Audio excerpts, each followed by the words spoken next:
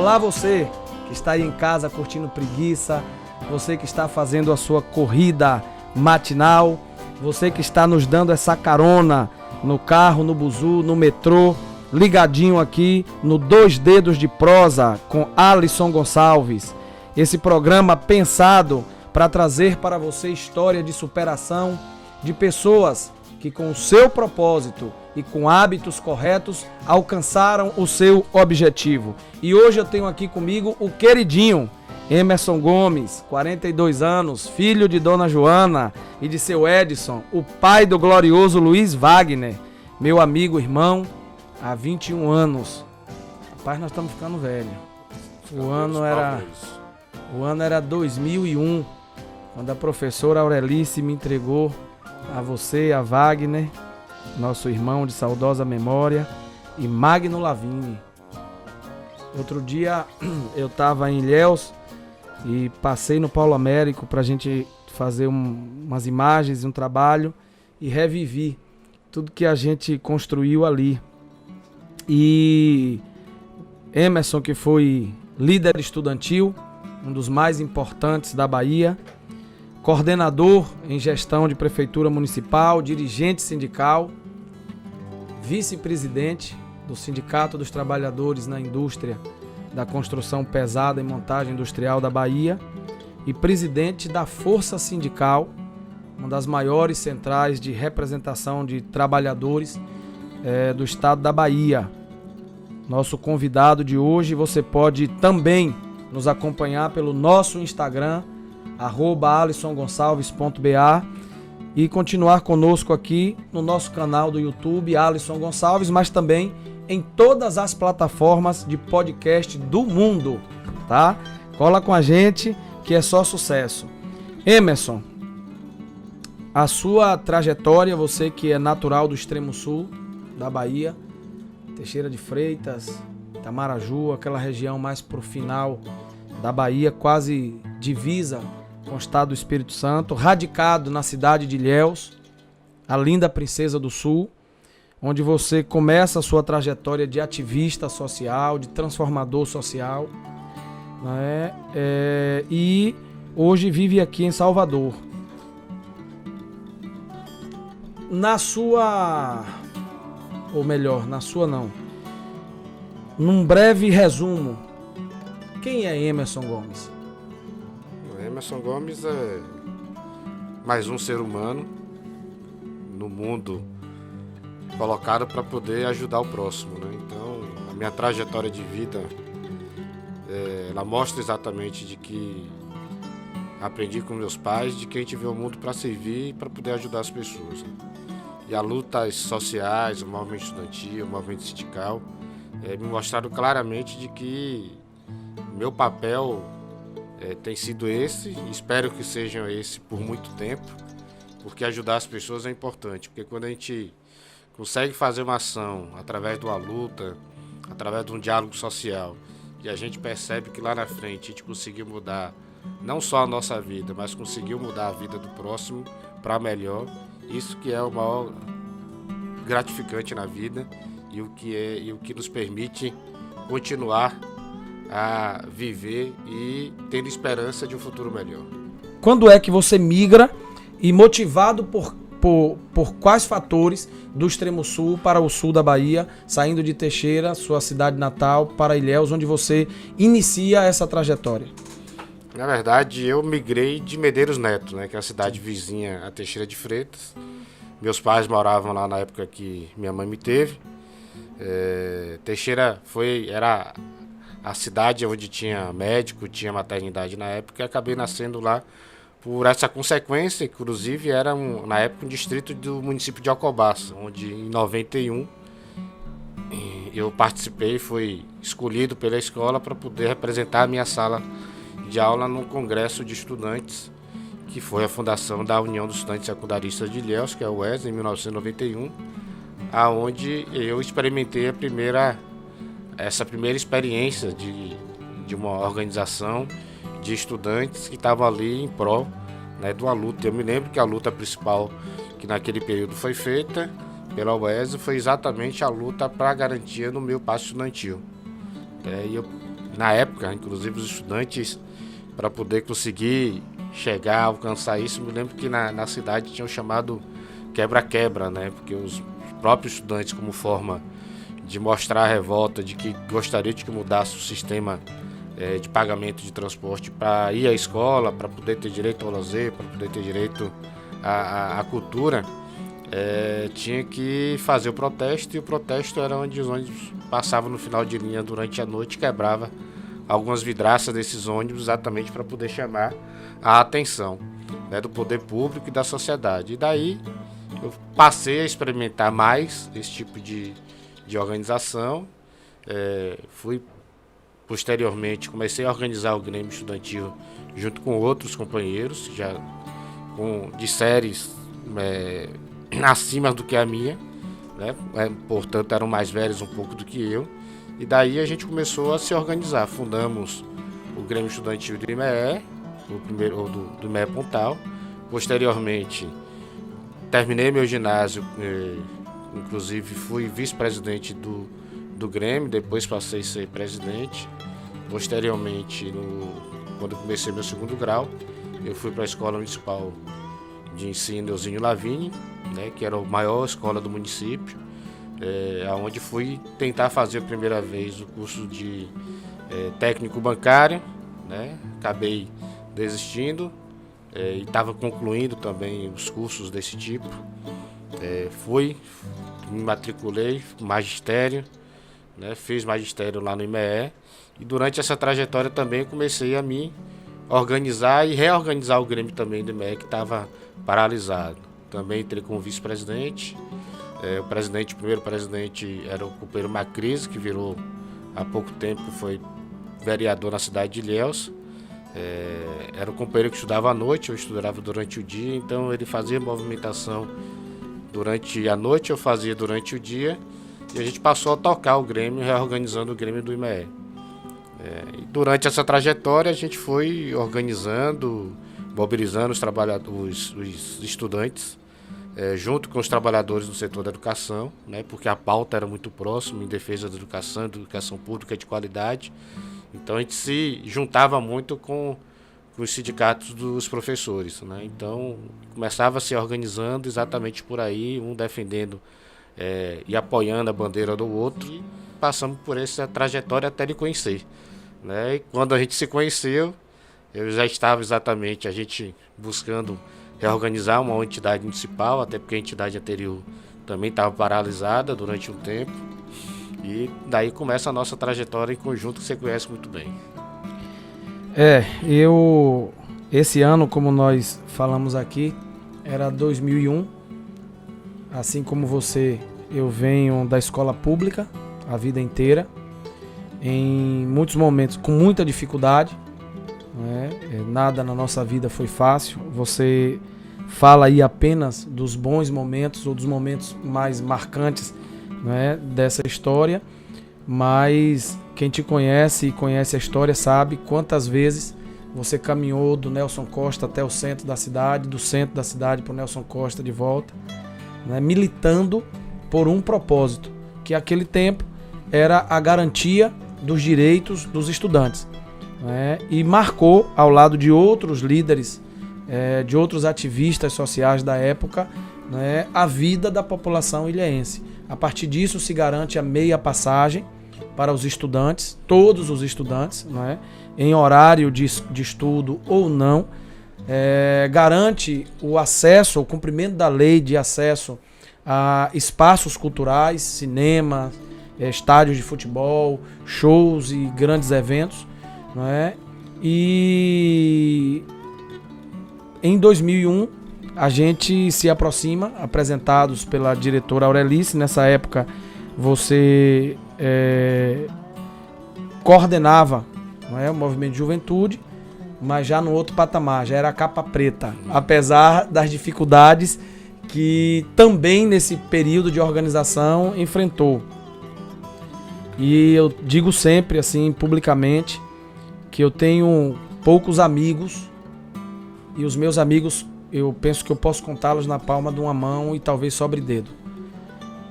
E você é um desses amigos, irmãos, que só não nascemos da mesma mãe e nem do mesmo pai.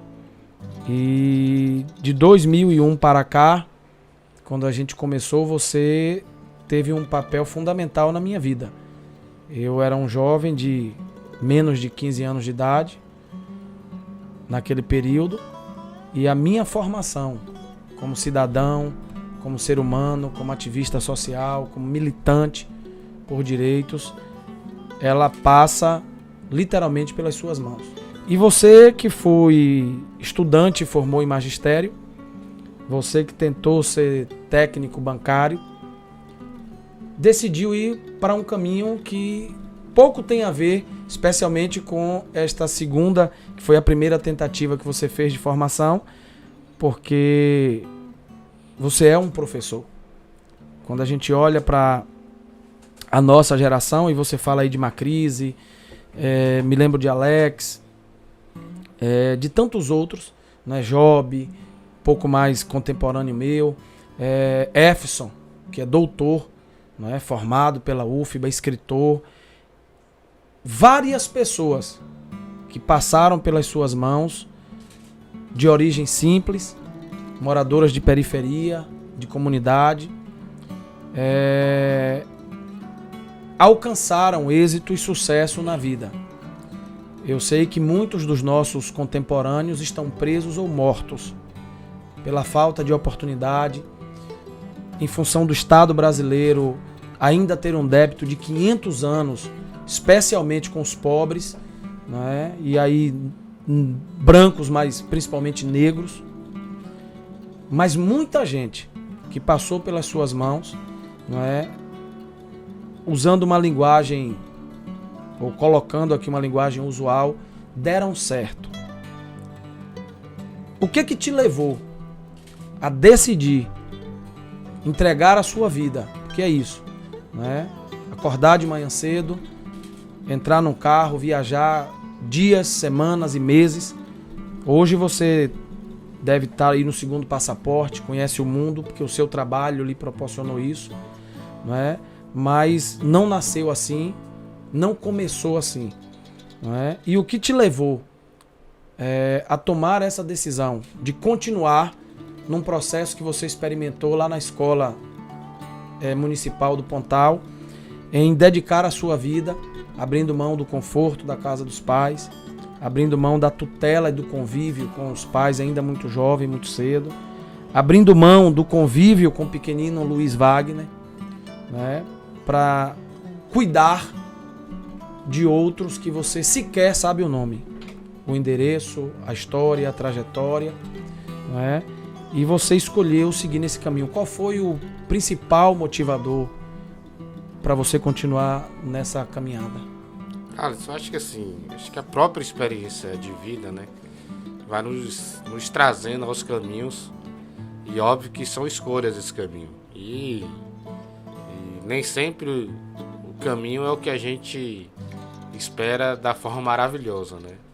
Quando a gente faz a opção de continuar uma luta e dentro dessa luta acaba ocupando o seu espaço de tempo e você tem que muitas vezes não se policiar para não permitir de que esse tempo do ativismo, do trabalho, da ação, né, de buscar, de ver, ter um resultado positivo, de ter conquistas, é óbvio que a gente acaba se distanciando da família, do filho, mas o que eu disse anteriormente, o que é gratificante é você ver de que a sua luta, de que seu trabalho no dia a dia vai trazer coisas positivas para as pessoas. E quando a gente se conheceu, eu estava transitando ali entre o momento de só saber reivindicar, mas o momento de acordar de que não adianta ficar só nas ruas, ocupando as ruas, não adianta só fazendo protesto, se a gente não transformar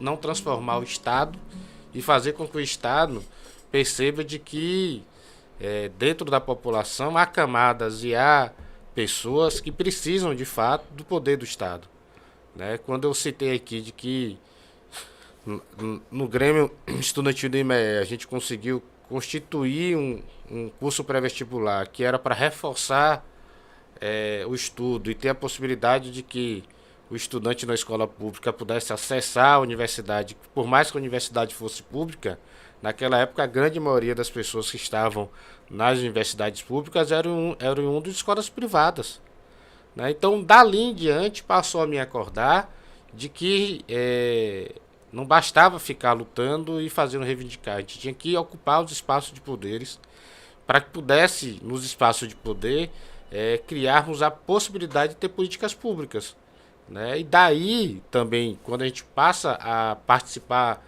das ações partidárias, das ações políticas mais dentro dela, né? Participando de campanhas para vereadores, para prefeitos, para governadores, a gente começa a levar uma pauta, mas uma pauta não só de reivindicação, mas de uma pauta de apresentação de projetos e de propostas que pudessem se tornar políticas públicas, né? Desde quando a gente fez aquela luta lá pela meia passagem estudantil, que conquistamos ter o direito à meia passagem, ali é uma política pública, né? Possibilitou quantos estudantes iam e voltavam para a escola a pé e tiveram a possibilidade de ir de ônibus, né? E não caminhar tanto, né? Quantos estudantes tiveram a possibilidade quando a gente brigou e continua brigando até hoje para garantir que o estudante tenha direito à meia entrada. A gente possibilitou com isso de que as pessoas pudessem ter acesso à cultura, acesso ao esporte, acesso ao lazer,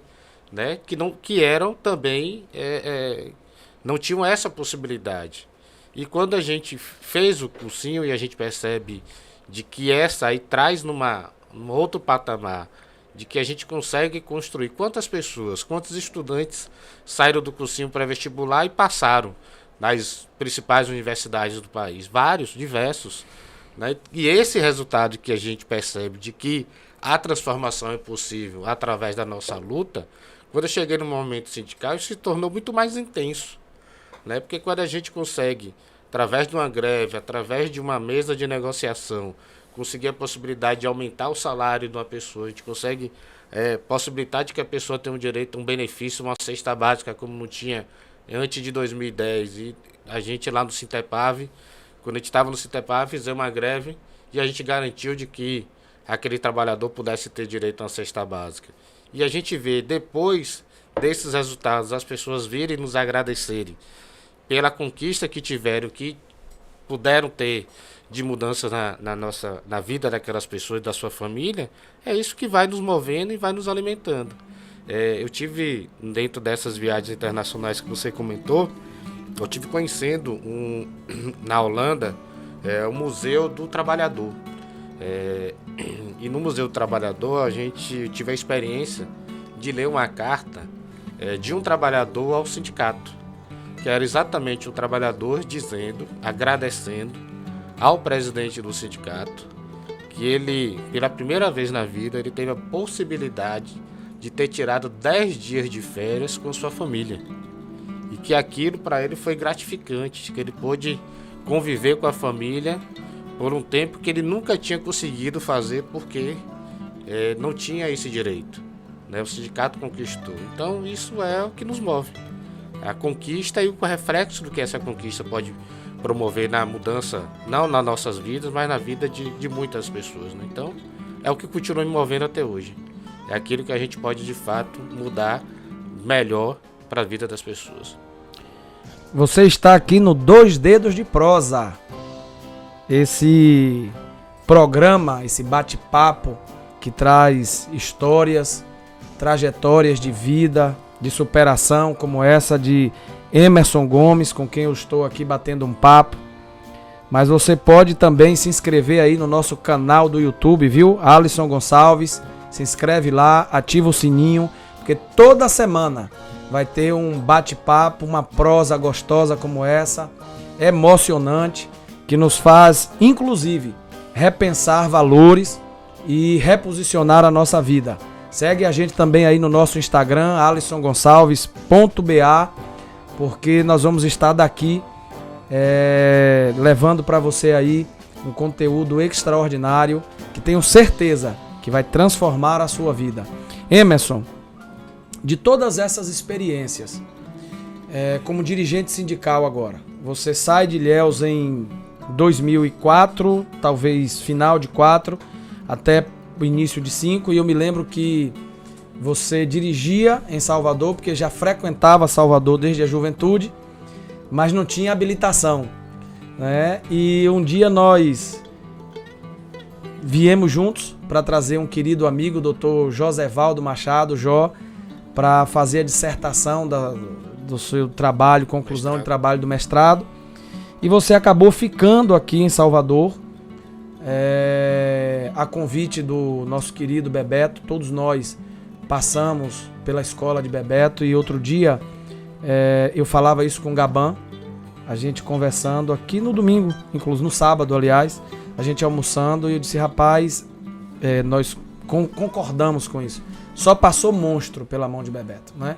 Todo mundo que passou nessa escola e que de fato quis aprender, aprendeu e alçou voos importantes na vida.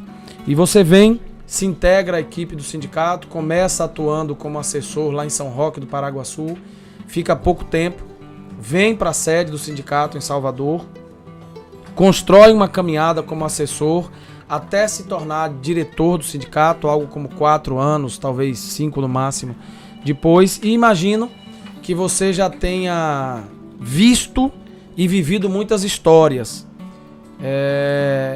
No tempo que eu fiquei no sindicato, nas minhas 2 passagens, algumas coisas me marcaram, né? Dentre essas coisas, uma greve que nós fizemos na cidade de Santa Terezinha, numa obra de pavimentação que ligava a cidade de Castro Alves a Itatim. E quando eu cheguei lá de noite com o nosso companheiro Osiel Rasta, mais alguns companheiros, inclusive a turma dos rodoviários, que à época a gente tinha ajudado na eleição aqui, chegamos à noite por volta de 20 horas e fomos recebidos na praça central da cidade pelos trabalhadores que tinham saído do restaurante, estavam ali no pós-janta, para irem para o alojamento. E eu me lembro que um trabalhador me chamou no canto, já nos conhecia de outras lutas, para dizer que o britador estava funcionando, né? Estavam lá detonando, fazendo pó de brita para o solo brita, mas não tinha acordo específico, porque a convenção na época dizia que para ter serviço noturno precisava haver um acordo específico com o sindicato da categoria, né? E não havia esse acordo. E quando nós chegamos, nós fomos os 2 carros, nós éramos em 8 pessoas. Chegamos no canteiro do britador, vinha um cara numa moto, fazendo poeira numa velocidade. E essa história me impactou e me impressionou muito, porque o cara estava armado com espingarda calibre 12. Eu só tinha visto uma espingarda calibre 12 no filme Exterminador do Futuro, que o cara engatilhava e atirava no outro, e quando a bala pegava no exterminador, que era o exterminador do mal, fazia um rombo e rapidamente o cara se recompunha. E o cara veio com a espingarda calibre 12 e apontou assim na minha direção, na direção dos olhos, e foi uma agonia, todo mundo muito nervoso, né? Mas eu consegui naquele momento, graças a Deus, manter a calma e disse ao cara, né: companheiro, seu sindicato chegou. E ele olhou para mim com a 12 em punho e disse: eu sou o vaqueiro do homem há 30 anos. E patrão igual a ele não existe, eu não tenho um sindicato. Aí eu pensei rápido e disse: ainda bem que você é o vaqueiro, companheiro, eu não vim roubar o gado. Eu vim aqui para fazer uma greve, porque tem denúncias de serviço análogo ao escravo, direito zero, e avisa seu patrão que 5 horas da manhã o sindicato volta e nós vamos fazer a greve. Nós saímos dali, recuamos, acionamos a direção do sindicato aqui em Salvador, que tomou providências, que formalizou denúncias ao Ministério Público do Trabalho, na imprensa, porque tinha um cara armado, né? Um capanga, um capataz. E zero de direito trabalhista, zero. As pessoas eram tratadas ali como bicho.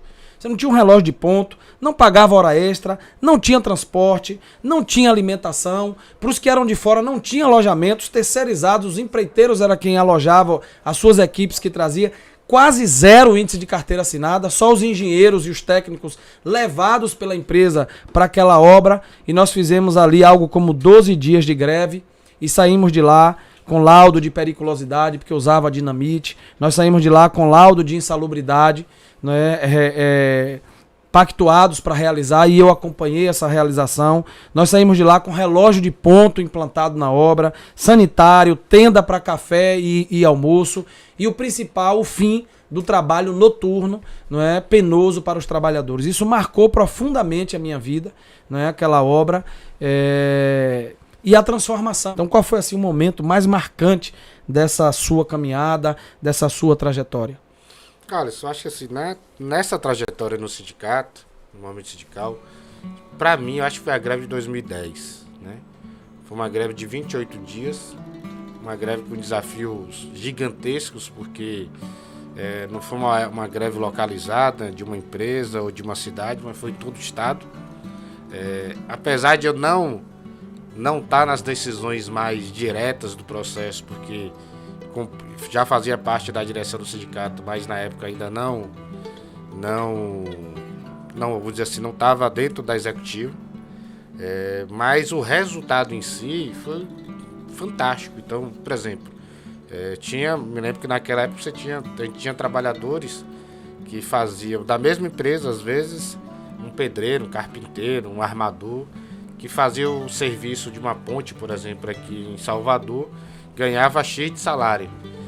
Mas se ele fosse lá para Itabuna, para Ilhéus, para Conquista, para Ceabra, para fazer, na mesma empresa, para fazer aquele mesmo tipo de serviço, tinham funções que chegavam até 20, 25, 28% a menos do valor do salário que ele receberia se estivesse trabalhando em Salvador, fazendo a mesma atividade. Então, para mim, essa foi a maior vitória, né? Porque ali, de fato, a gente quebrou algo que nem o próprio trabalhador imaginava ter a possibilidade da gente fazer isso, né? O trabalhador não acreditava, mas foi acreditando pela organização, pelos debates, pelas assembleias que a gente foi fazendo. Mas uma greve de você sustentar uma greve de 28 dias, onde o patrão começa a utilizar várias armas, e entre elas não pagar inclusive o salário do mês anterior que já tinha sido trabalhado, e você tem que manter aquela greve, manter aquele trabalhador estimulado, ele mesmo com todo o prejuízo, mas ele acreditando na direção do sindicato, de que ele podia naquela luta ter mais vitória do que ter derrota, né? Porque a gente está numa guerra, é óbvio que não ganhamos todas, mas quando a gente tem organização, quando a gente tem planejamento, quando a gente tem o trabalhador e a direção do sindicato unidos em um só objetivo, a gente consegue ganhar muito mais do que perder. Então, quando a gente vê esse resultado, e para mim é o melhor, porque você conquistar um reajuste um ano, com a possibilidade de um ano, sim, possa ser que um outro o momento não permita, é muito mais natural, mas você quebrar essa possibilidade de garantir o trabalhador algo que ele não tinha, que ele nunca teve, ele passar a ter, e você garantir ao trabalhador de que ele pode ser tratado na mesma condição, independente do local que ele esteja, e principalmente na questão salarial, também é muito gratificante. Então, das histórias elevar que a gente dignidade, teve, né? exatamente. Que assim, quantas experiências eu imagino, vivi algumas, de chegar no lugar e as pessoas estarem tratadas como animais, sim, mesmo, né? Como bicho, né? Então, eu imagino, você está falando aí, eu confesso que estou revivendo, né? Eu me lembro de uma ida ao Ceará para apoiar os companheiros do Ceará, e tinha containers de pessoas vindas da China, né? E os nossos trabalhadores, né, os nossos irmãos que estavam lá, baianos, sergipanos, né, os cearenses, tratados de igual forma pela empresa chinesa que estava lá fazendo uma obra. E você vê pessoas amontoadas, armazenadas, dormindo dentro de um container, comendo às vezes um bandeco, uma quentinha com a comida azeda, e você dominar, entre aspas, né, liderar essas pessoas pelo poder apenas da palavra, do conhecimento de um direito que muitas vezes elas não têm, e se têm, se submetem pela sobrevivência. A ação nossa garante exatamente restabelecer a dignidade do trabalhador, né?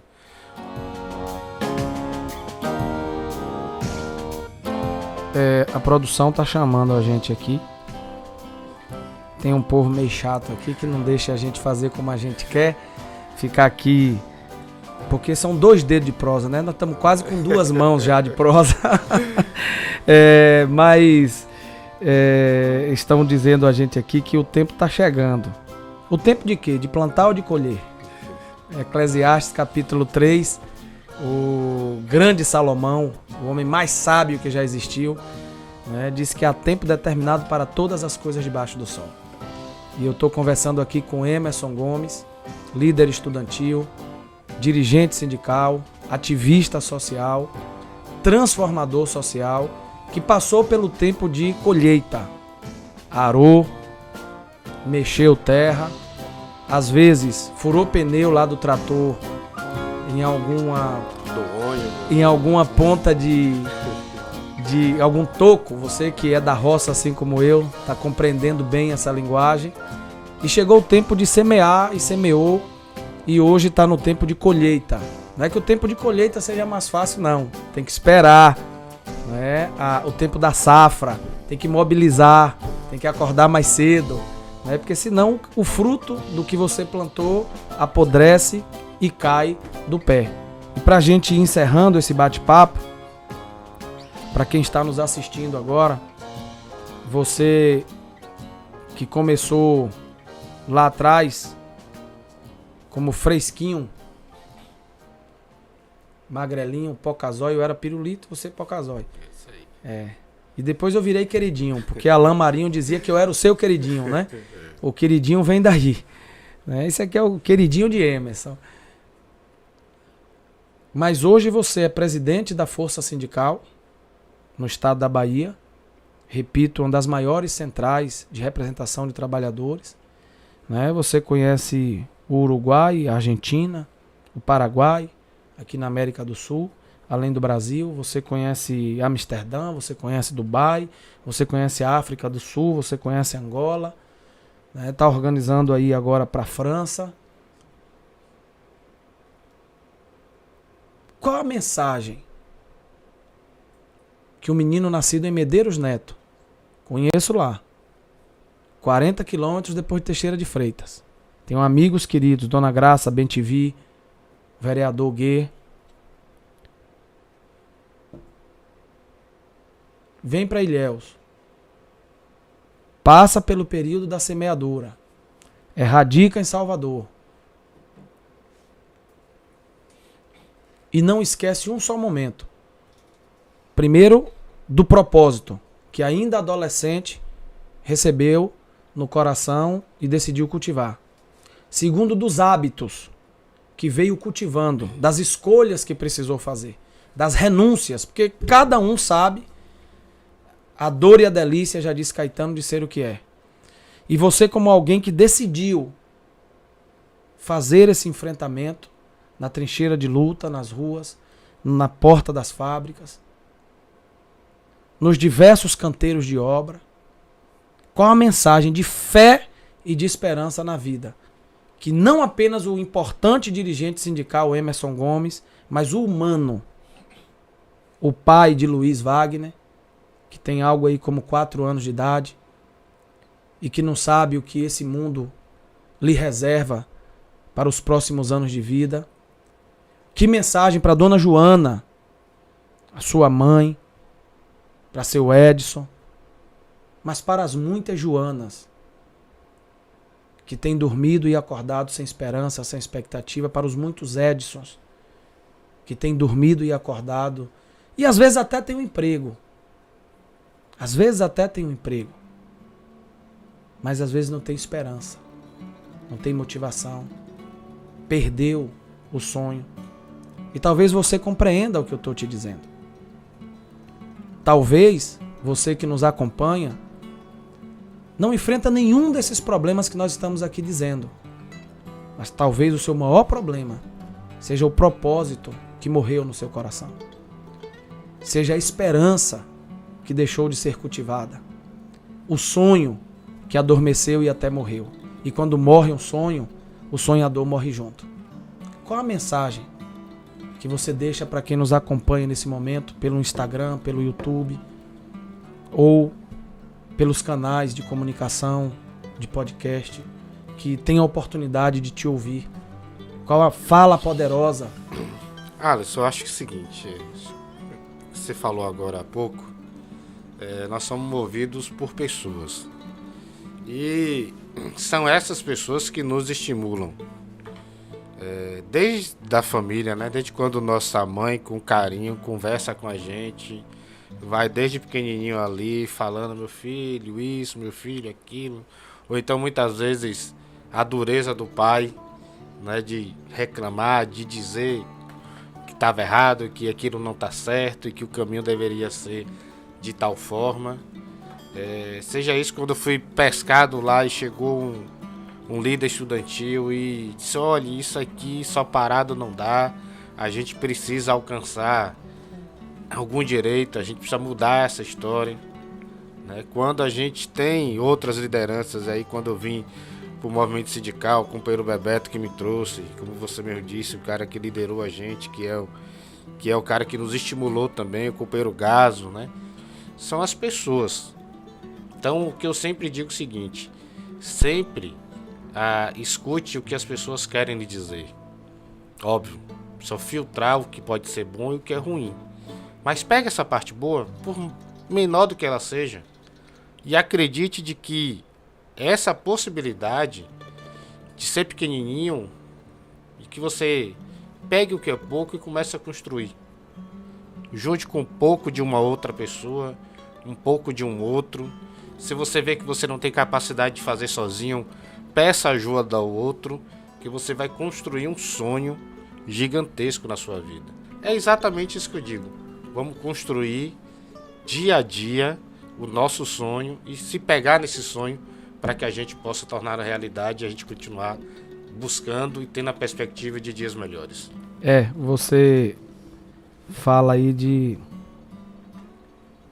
aproveitar, né, o que a gente ouve, os ensinamentos, as trocas. E Salomão diz lá no Provérbios 11:14 que na multidão de conselhos há sabedoria. A gente tem que ver de tudo e reter o que é bom. Você vai ficar um pouco mais famoso depois desses 2 dedos de prosa, porque nós estamos além do Instagram, @AlissonGonçalves, que eu quero pedir a você que siga a gente aí, dá essa moral, vai lá, passa a nos acompanhar, curta a gente também no Spotify, você vai estar no Spotify, uma das plataformas mais acessadas do mundo, mas também no Google Podcast, não é?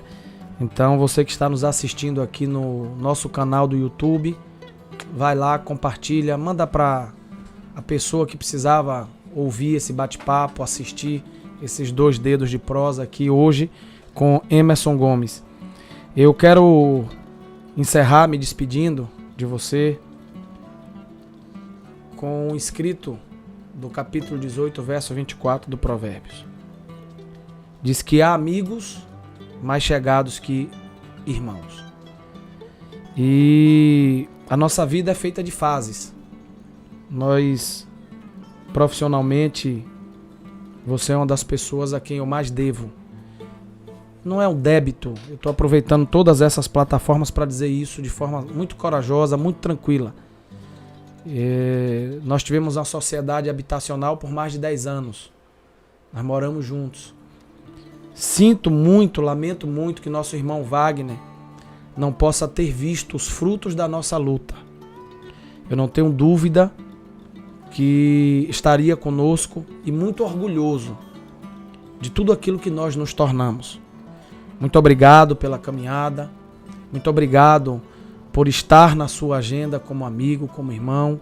Muito obrigado pela sua participação efetiva na minha caminhada, na minha vida e por vir aqui falar com todas essas pessoas que nos acompanham, trazendo essa mensagem de superação, trazendo essa mensagem de transformação da sua própria vida e de devolução, não é, do dízimo, do tempo e do talento para transformar a vida de outras pessoas. Eu que lhe agradeço, faço das suas palavras, boa parte delas minhas. Na vida a gente vai construindo amizades, as amizades vão virando coisas maiores, né?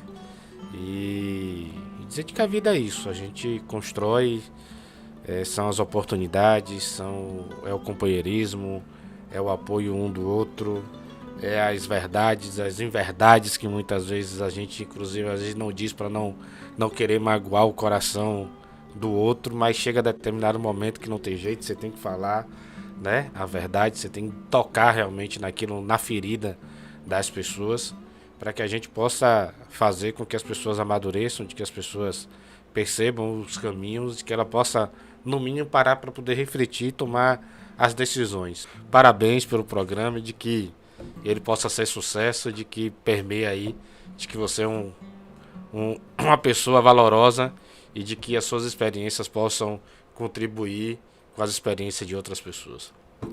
Eu sou Alisson Gonçalves, escritor, pesquisador, gestor público de formação, apaixonado por pessoas, por histórias e trajetórias, e você esteve no Dois Dedos de Prosa, hoje com Emerson Gomes, diretor-presidente da Força Sindical, vice-presidente do Sintepave na Bahia, e eu te convido a ficar com a gente, porque toda semana tem um conteúdo quente assim, uma história de gente como você e como eu, que enfrenta problemas, dificuldades, desafios, mas que não tira a mão do arado, que não arrega e não tira o pé da dividida. Segue a gente lá no @alisongonçalves.ba, segue a gente lá no nosso canal no YouTube, Alisson Gonçalves, ativa o sininho para quando entrar um conteúdo legal, você ser imediatamente avisado, e acompanha a gente também curtindo lá no Spotify e no Google Podcast. Fica com Deus, um beijo no coração, fé na vida e fé na gente.